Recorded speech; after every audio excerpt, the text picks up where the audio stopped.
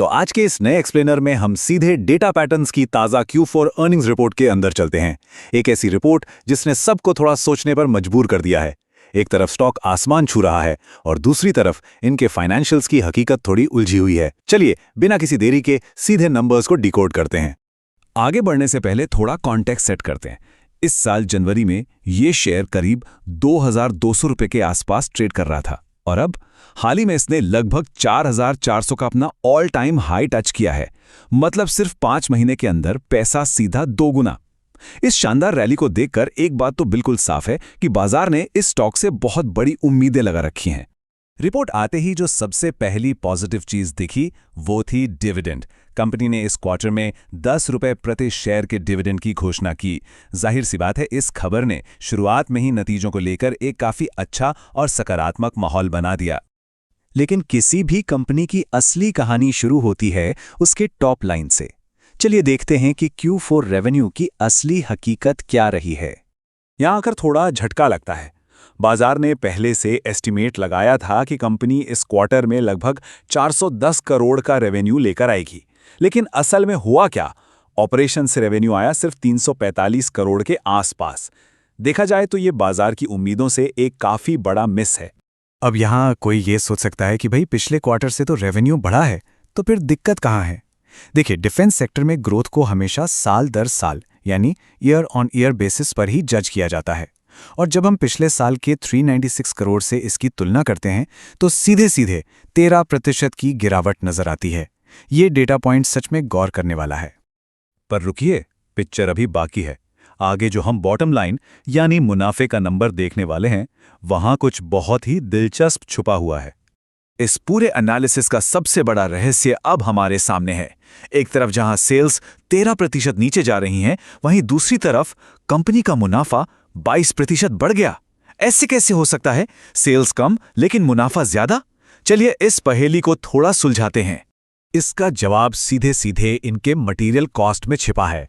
Company ने यहां खर्चों में इतनी अग्रेसिव कटौती की है कि क्या बताएं।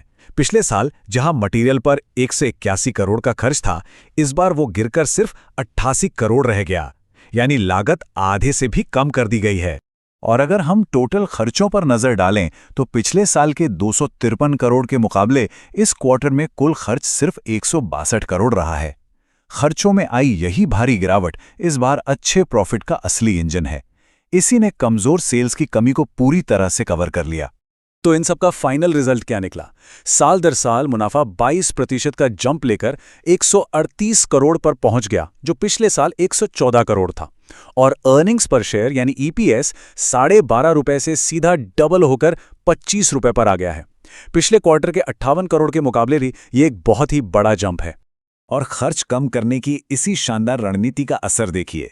जो इनका फाइनल प्रॉफिट 138 करोड़ आया, उसने बाजार के 132 करोड़ के एस्टीमेट को भी आसानी से बीट कर दिया। इन शॉर्ट, सेल्स भले ही कम हुई हो, लेकिन लागत घटाकर कंपनी ने प्रॉफिट के मोर्चे पर बाजार को पूरी तरह से खुश कर दिया। अब सवाल ये उठता है कि इस पूरे डेटा को आखिर समझा कैसे जाए।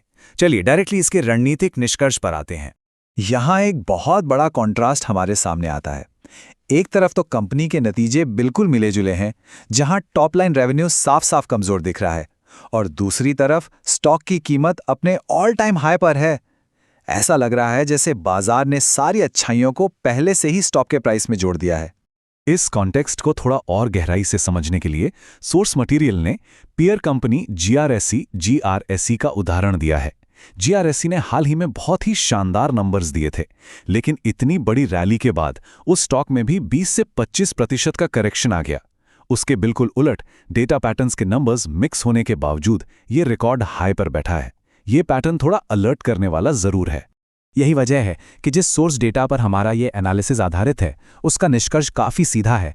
उन्होंने कहा है, जितना जल्दी हो सके प्रॉफिट बुक करने की कोशिश करें, क्योंकि रेवेन्यू कमज़ोर है।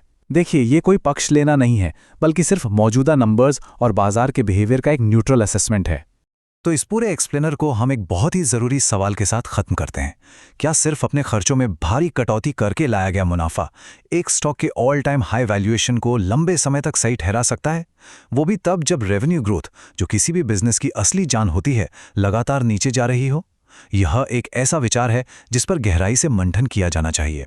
आगे बाजार इसे कैसे देखता है, यह जानना बहुत दिलचस्प होगा। इस एक्सप्लेनर में जुड़ने के लिए बहुत बहुत धन्यवाद।